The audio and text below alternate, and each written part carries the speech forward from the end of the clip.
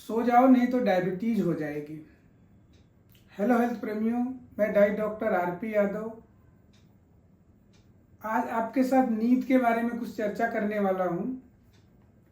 आपने अब तक सुना होगा कि हमारे खान पान व लाइफ स्टाइल की अनियमितता की वजह से डायबिटीज होती है,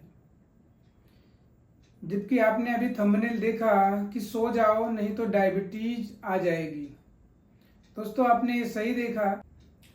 क्योंकि जब आप इस पूरी बातों को आज सुनेंगे तो आपको इस बात का यकीन हो जाएगा और इस बात को आप समझने लगेंगे कि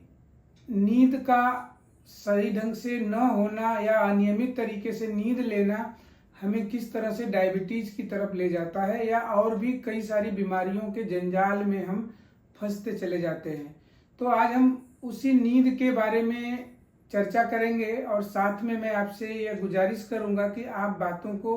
अच्छे से सुने और समझने की कोशिश करें। नींद की अनियमितता के कारण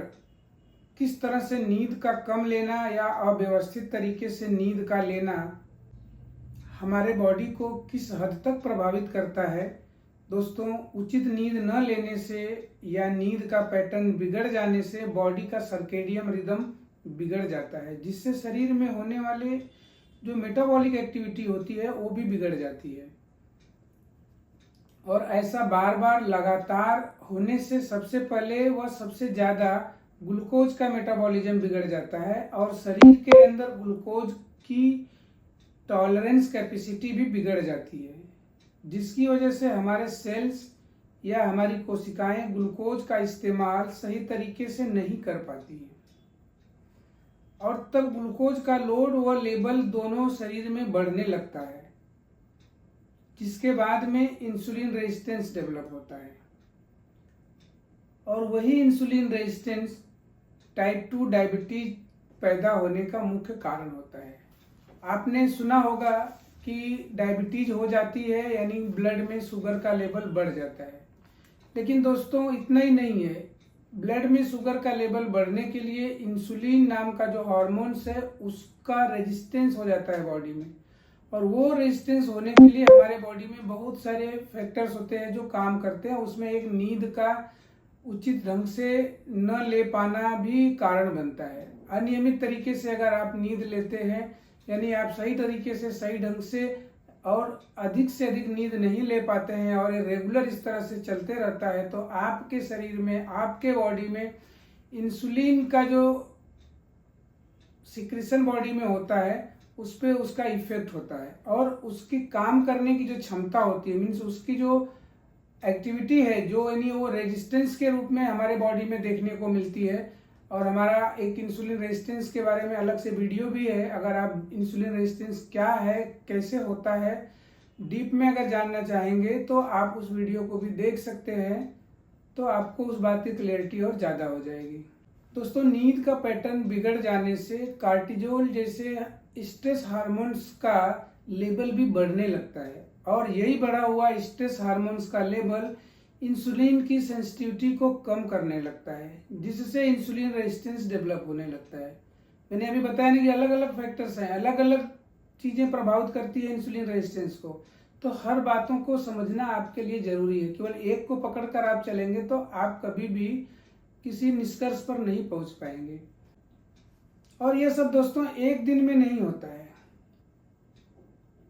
इसके लिए समय लगता है। काफी लंबे समय तक ये प्रक्रिया हमारे बॉडी में चलते रहती है, तब जाके इंसुलिन रेजिस्टेंस डेवलप होता है, ग्लूकोज लेवल बढ़ने लगता है और फिर हमें डायबिटीज का ठप्पा लगता है। और यही कारण भी है कि लोगों को ये बात इतने आसानी से इतनी जल्दी समझ में नहीं आती है। ये ऐसा नहीं है ना कि रात को कुछ हुआ और दूसरे दिन बीमारी आ गई। लोग बोलते हैं ना, अरे कल मैंने ऐसा कर दिया तो आज ऐसा हो गया। तो ये बीमारी या ये प्रक्रिया हमारे शरीर में काफी लंबे समय से चलते रहती है और उसका रिजल्ट भी काफी लंबे समय के बाद आता है। तो ये बात लोगों को समझ में नहीं आती है कि हमारे बॉडी में जो कुछ भी परिवर्तन हुआ या जो बीमारी हुई उसका एक्चुअल कारण क्या था। ये बात में लोग कंफ्यूज हो जाते हैं। नींद का पैटर्न बिगड़ जाने से हमारे बॉडी में जो दूसरे हार्मोन्स ग्रेलिन और लेप्टिन होते हैं, इनका भी संतुलन बिगड़ जाता है। इनके संतुलन के बिगड़ जाने से हमें भूख ज़्यादा लगने लगती है और हम जब ज़्यादा भूख लगती है, हम ज़्यादा खाने लगते हैं तो उस जगह पर भी हमारे बॉडी में ग्लूकोज का लेवल ज़्यादा जाने लगता है और हम वही ग्लूकोज, कार्बोहाइड्रेट वाला जो ग्लूकोज है वो फैट में कन्वर्ट होने लगता है और मोटे होने लगते हैं। और जब भूख ज़्यादा लगती है ना तो हमें ज़्यादा खाने का आनंद मिलता है और हम खाने का आनंद ज़्यादा लेने लगते हैं और उस कंडीशन में हमारा वजन भी बढ़ने लगता है, मोटापा बढ़ने लगता है और उस समय हर कोई एक प्रॉस्पेरिटी का आनंद लेने लगता है। हर किसी को ऐसा लगने लगता है कि मैं तो कुछ भी खाता हूँ, सब कुछ हजम हो जाता है और शरीर भी बढ़ने से अपने आप को लोग काफ़ी हेल्दी महसूस करने लगते हैं। दोस्तों एक्चुअली देखा जाए तो लोग जानकारी के अभाव में मोटे होने को हेल्दी समझने लगते हैं, अपने आप को बहुत ज़्यादा हेल्दी समझते हैं कि अरे वाह अभी तो मैं बहुत काफ़ी स्वस्थ हूँ, काफ़ी ठीक ठाक हूँ। तो दोस्तों ऐसा नहीं होता है और यही मोटापा या बढ़ा हुआ वजन टाइप 2 डायबिटीज को बढ़ाने में बड़ी भूमिका निभाता है। यानी कि आप अच्छी नींद से चूके तो मेटाबॉलिक डिसऑर्डर्स की चपेट में आना निश्चित है और इसीलिए दोस्तों मैं बोलता हूं ना कि सो जाओ नहीं तो डायबिटीज आ जाएगी। नींद का पैटर्न बिगड़ने से जो लोग कम सोते हैं उनके बॉडी का नेचुरल स्विच ऑन मैकेनिज्म भी बिगड़ जाता है। बॉडी के अंदर सेल्स के अंदर एक प्रकार का मैकेनिज्म काम करता है जिसे हम स्विच ऑन स्विच ऑफ की तरह समझ सकते हैं। तो बॉडी का जो नेचुरल पैटर्न अगर स्लीप का बिगड़ जाता है तो बॉडी के अंदर जो कुछ नेचुरल प्रक्रिया सेल्स के अंदर स्विच ऑफ स्विच ऑन की होते रहती है उसका भी पैटर्न बिगड़ जाता है और जिसका मुख्य कारण होता है, जिसकी वजह से हमारे सेल्स के अंदर हीलिंग और रिपेयर का मैकेनिज्म भी डिस्टर्ब हो जाता है। आपके अंदर जो हीलिंग और रिपेयर की प्रक्रिया बॉडी में हो रही है उसको ये सिस्टम अगर हम स्विच ऑफ स्विच ऑन वाला सिस्टम अगर बैलेंस उसका गड़बड़ हो जाता है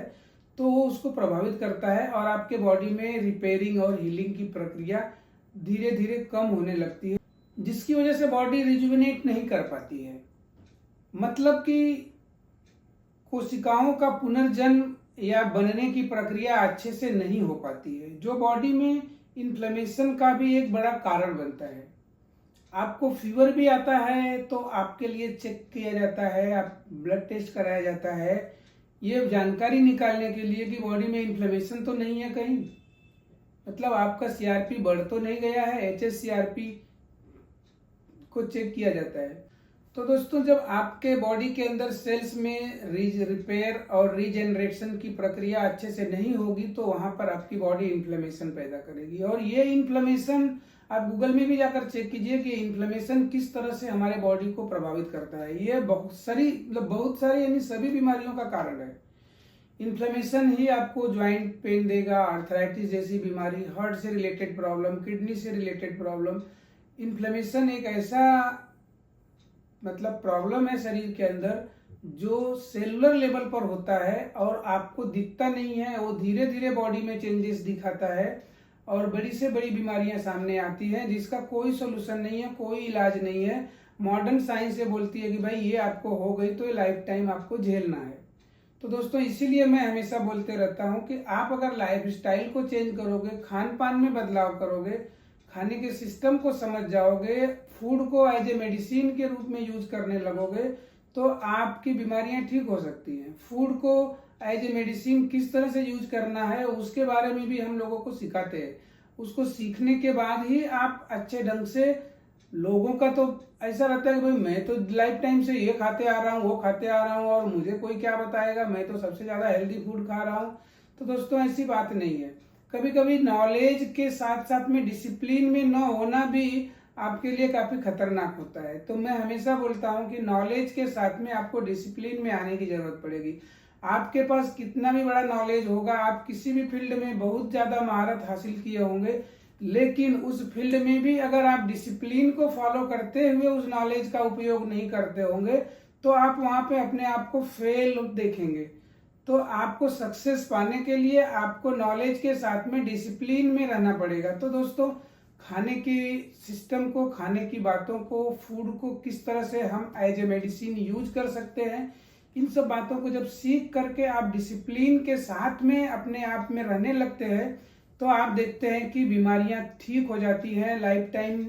बीमारियों से छुटकारा मिल जाता है। और ऐसे जो लोग करते हैं वो इसका आनंद भी आज के डेट में, आज के समय में ले रहे हैं, और वही आज हम लोगों को प्रेरणा का स्रोत बनते हैं कि हम इस तरह की बातों को लोगों को बताएं, लोगों को मोटिवेट करें, समझाएं कि बीमारियां बिना दवाई के भी ठीक हो सकती हैं। दवाइयों से बीमारी जिंदगी भर चलती है, लेकिन आपके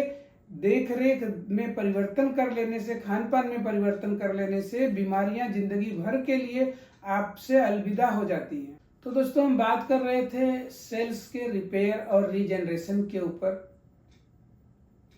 जब हमारे बॉडी में नींद का पैटर्न बिगड़ जाता है तो वहां पर कोशिकाओं के अंदर जो पुनर्जन्म की प्रक्रिया होती है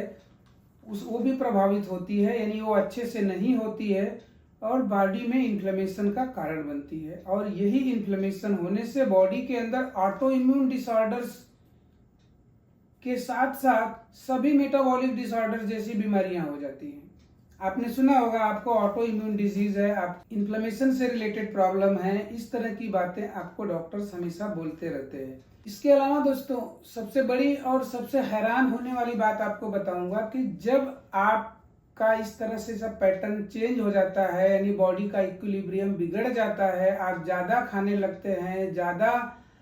आपका वजन बढ़ने लगता है, जिसकी वजह से आपके बॉडी में फैट ज्यादा बढ़ने लगता है, और साथ में सेलुलर लेवल पर जो स्विच ऑफ स्विच ऑन का मैकेनिज्म है ये बिगड़ जाता है, तो इसकी वजह से आपके शरीर में कैंसर तक भी देखने को मिलता है, यानी आपको बॉडी में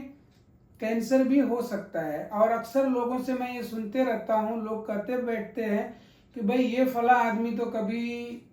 सिगरेट नहीं पीता था, कभी कोई भी दारू गुटखा शराब ये सब चीजों का व्यसन नहीं करता था, बहुत ही अच्छा और शुद्ध शाकाहारी इंसान था, उसके बावजूद भी उसको कैंसर हो गया। तो दोस्तों, आपको इसलिए मैं ये बात बार बार प्रेशराइज करके बताने की कोशिश कर रहा हूँ